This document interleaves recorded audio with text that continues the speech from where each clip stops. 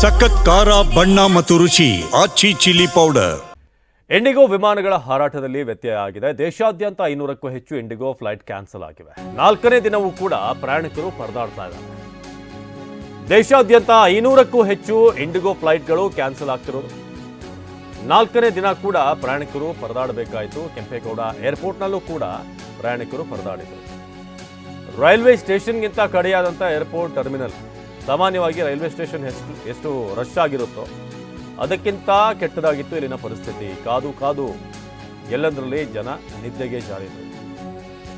Stair case, bathroom, escalator, ಹಾಗೆ lift ಸೇರಿದ ಹಾಗೆ ಎಲ್ಲ ಕಡೆ ಕೂಡ ಎಸ್ಕಲೇಟರ್ನಿದೆ, ಅಲ್ಲೆಲ್ಲ ಕಡೆ ಕೂಡ ಏರ್ಪೋರ್ಟ್ ಒಳಭಾಗದ ದೃಶ್ಯ ಟಿವಿ 9ಗೆ ಲಭ್ಯವಾಗಿದೆ. ಇಂಡಿಗೋ ವಿಮಾನಗಳ ಹಾರಾಟದಲ್ಲಿ ವ್ಯತ್ಯಯ.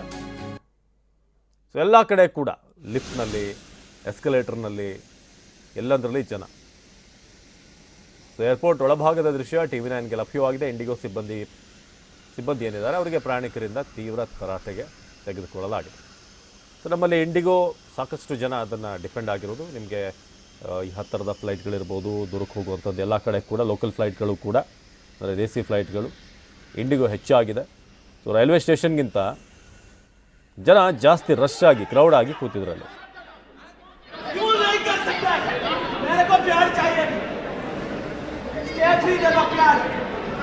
मेरे बेटी का ब्लड आ रहा है नीचे से, तुम्हारे जैसा लड़की है वो। मैम ये जो कैसा हो सकता है कि 5 बजे का फ्लाइट पे हमला हुआ? मुझे प्यार चाहिए अभी, मेरा बेटी को प्यार चाहिए, दे दो प्यार दे दो।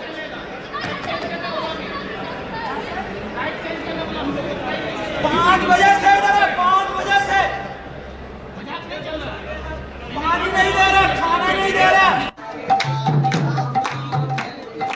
हरे कृष्णा कृष्णा कृष्णा हरे हरे, हरे राम राम राम हरे हरे।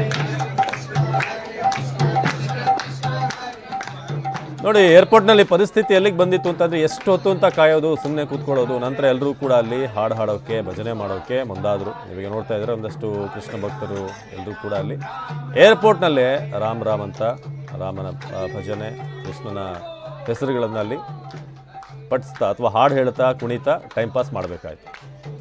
ನಮ್ಮ ದೇವನಹಳ್ಳಿಯ ಪ್ರತಿನಿಧಿ ನವೀನ್ ನೇರ ಸಂಪರ್ಕದಲ್ಲಿ ಜಾಯ್ನ್ ಆಗಿದ್ದಾರೆ. ನವೀನ್, ಏನಿದು ಇಂಡಿಗೋ ವಿಮಾನಗಳಲ್ಲಿ ಇಷ್ಟರ ಮಟ್ಟಿಗೆ ವ್ಯತ್ಯಯ ಆಗಿರೋದೇನು? ಮುಂಚೆನೇ ಏನಾದರೂ ಇಂಟಿಮೇಷನ್ ಕೊಟ್ಟಿದ್ರಾ ಈ ಥರ ಸಮಸ್ಯೆ ಏನಾದರೂ ಆಗುತ್ತೆ ಅಂತ? 500 ಅಂತ ಅಂದರೆ ಭಾಳ ದೊಡ್ಡ ಸಂಖ್ಯೆ. ಏನು ಕಾರಣ? ಪರಿಸ್ಥಿತಿ ಹೇಗಿದೆ ಏರ್ಪೋರ್ಟ್ನಲ್ಲಿ ಈಗ ಅಂತ? ಖಂಡಿತ ಅವಿನಾಶ್, ಏನೊಂದು ಇಂಡಿಗೋ ಏರ್ಲೈನ್ಸ್ ಮತ್ತು ಸಿಬ್ಬಂದಿ ನಡುವಿನ ಜಟಾಪಟಿಯಿಂದಾಗಿ ಇವತ್ತು ಪ್ರಯಾಣಿಕರು ಕಳೆದ 4 ದಿನಗಳಿಂದ ಪರದಾಡುವಂಥ ಪರಿಸ್ಥಿತಿ ನಿರ್ಮಾಣ ಆಗಿರ್ತಕ್ಕಂಥದ್ದು. ಈಗಾಗಲೇ ಏನು 4 ದಿನ ಆಗ್ತಾ ಇದೆ, ಆದರೆ ಸಮಸ್ಯೆ ಬಗೆಹರಿಸುವ ನಿಟ್ಟಿನಲ್ಲಿ ಯಾವುದೇ ಒಂದು ಪ್ರಮುಖ ನಿರ್ಧಾರಗಳು ಆಗಿಲ್ಲ. ಹೀಗಾಗಿ ಏರ್ಪೋರ್ಟ್ನಲ್ಲಿ ಜನ ಸಂದಣಿ ತುಂಬಿ ತುಳುಕ್ತಾ ಇದ್ದಾರೆ. ಅದರಲ್ಲೂ ಸಹ ಏನು ಐಷಾರಾಮಿ ಜೀವನ ನಡೆಸತಕ್ಕಂಥವರೆಲ್ಲ ಸಹ ಬಂದು ಇವತ್ತು ಏರ್ಪೋರ್ಟ್ನಲ್ಲಿ, ಫುಟ್ಪಾತ್ನಲ್ಲಿ ಮತ್ತು ಒಳಭಾಗದಲ್ಲಿ ಸಿಕ್ಕಲ್ಲಿ ಮಲಗುವಂಥ ದುಸ್ಥಿತಿ ಎದುರಾಗಿರ್ತಕ್ಕಂಥದ್ದು. ಯಾಕಂದರೆ ಒಂದು 3-4 ತಿಂಗಳ ಹಿಂದೆ ಸಹ ಏನು ಟಿಕೆಟ್ಗಳನ್ನು ಬುಕ್ ಮಾಡಿಕೊಂಡು ಏರ್ಪೋರ್ಟ್ಗೆ ಬಂದು ಇಲ್ಲಿಂದ ಪ್ರಯಾಣವನ್ನು ಬೆಳೆಸೋದಕ್ಕೂ ಸಹ ನೋಡಿರ್ತಾರೆ. ಆದರೆ ಇವತ್ತು ಏನೊಂದು ಏರ್ಲೈನ್ ಸಿಬ್ಬಂದಿ ಮತ್ತು ಆಡಳಿತ ಮಂಡಳಿ ನಡುವಿನ ಜಟಾಪಟಿಯಿಂದಾಗಿ ಈ ಫ್ಲೈಟ್ಗಳು ಹಾರಾಟವನ್ನು ನಡೆಸ್ತಾ ಇಲ್ಲ. ಬರೋಬ್ಬರಿ 205 ಟ್ರಿಪ್ಗಳು, ಫ್ಲೈಟ್ಗಳು ಸಹ ಈಗಾಗಲೇ ಕ್ಯಾನ್ಸಲ್ ಆಗಿರ್ತಕ್ಕಂಥದ್ದು. ಹೀಗಾಗಿ ಏರ್ಪೋರ್ಟ್ನಲ್ಲಿ ಸಹಜವಾಗಿ ಹೆಚ್ಚಿನ ಜನದಟ್ಟಣೆ ಕಂಡು ಬರ್ತಾ ಇದೆ. ನಾವು ದೃಶ್ಯಗಳನ್ನು ಸಹ ನೋಡ್ತಾ ಹೋಗ್ಬೋದು. ಏನು ಪ್ರಮುಖವಾಗಿ ಬೆಳಂಬೆಳಗ್ಗೆ ಮತ್ತು ಮಧ್ಯರಾತ್ರಿ ಹೆಚ್ಚಿನ ಸಂಖ್ಯೆಯಲ್ಲಿ ಪ್ರಯಾಣಿಕರು ಬರ್ತಾರೆ. ಏನು ದೇಶೀಯ ಅಂತಾರಾಜ್ಯ ರಾಜ್ಯಗಳಿಗೆ ಹೋಗೋದಕ್ಕೆ ಪ್ರಮುಖವಾಗಿ ಇಂಡಿಗೋನೇ ಬೆಂಗಳೂರಿನಿಂದ ಪ್ರಮುಖವಾಗಿ ಸಂಪರ್ಕ ಸೇತುವೆ ಆಗಿರ್ತಕ್ಕಂಥದ್ದು. ಆದರೆ ಇದೀಗ ಆ ಇಂಡಿಗೋ ಫ್ಲೈಟ್ಗಳೇ ಡಿಲೇ ಆಗ್ತಾ ಇರ್ತಕ್ಕಂಥ ಹಿನ್ನೆಲೆಯಲ್ಲಿ ಆ ಪ್ರಯಾಣಿಕರು ಗಂಟೆಗಟ್ಟಲೆ ಕಾದು ಕೂರ್ತಾ ಇದ್ದಾರೆ. ಈಗ ನಾವು ದೃಶ್ಯಗಳು ಸಹ ನೋಡಿದ್ರೆ ಬೆಳಗ್ಗೆಯಿಂದಲೂ ಸಹ ಪ್ರಯಾಣಿಕರು ಏನು 4 ದಿನಗಳಿಂದ ಫ್ಲೈಟ್ಗಳ ವ್ಯತ್ಯಯ ಆಗ್ತಾ ಇದೆ, ಆದರೂ ಸಹ ಟಿಕೆಟ್ ಬುಕ್ ಆಗಿದೆ, ಯಾವುದೇ ಕ್ಷಣದಲ್ಲಿ ಫ್ಲೈಟ್ಗಳು ರನ್ ಆಗ್ಬೋದು, ಹಾರಾಟ ನಡೆಸ್ಬೋದು ಅಂತಕ್ಕಂಥ ನಿಟ್ಟಿನಲ್ಲಿ ಆ ಒಂದು ನಿರೀಕ್ಷೆಯಲ್ಲಿ ಬರ್ತಾನೆ ಇದ್ದಾರೆ. ಮಹಿಳೆಯರು, ಮಕ್ಕಳು ಸೇರಿದಂತೆ ವೃದ್ಧರು ಸಹ ಬರ್ತಾ ಇರ್ತಕ್ಕಂಥದ್ದು. ಆದರೆ ಆ ಏನು ಫ್ಲೈಟ್ಗಳು ಏನೊಂದು 1 ಗಂಟೆ ಅಲ್ಲ 2 12 ಗಂಟೆನ ಸುಮಾರು 6ರಿಂದ 7 ಗಂಟೆಯಷ್ಟು ಸಮಯಗಳು ಸಹ ಡಿಲೇ ಆಗ್ತಿದೆ. ಅಷ್ಟು ಕಡಿಮೆ ಕಾದರೂ ಸಹ ಏನು ಫ್ಲೈಟ್ಗಳು ಹಾರಾಟವನ್ನು ಮಾಡುತ್ತೆ ಅಂತಕ್ಕಂಥ ಯಾವುದೇ ಒಂದು ಖಚಿತವಾದಂಥ ನಿರ್ಧಾರವನ್ನು ಏರ್ಲೈನ್ ಸಿಬ್ಬಂದಿ ಕೊಡ್ತಾ ಇಲ್ಲ. ಹೀಗಾಗಿ ಏನು ಬರ್ತಾ ಇರ್ತಕ್ಕಂಥ ಪ್ರಯಾಣಿಕರು ಸಿಬ್ಬಂದಿಗಳ ಮೇಲೆ ಏನು ಏರ್ಲೈನ್ ಸಿಬ್ಬಂದಿ ಅವ್ರ ಮೇಲೆ ಆಕ್ರೋಶವನ್ನು ವ್ಯಕ್ತಪಡಿಸಿ ಗರಂ ಸಹ ಆಗ್ತಾ ಇದ್ದಾರೆ.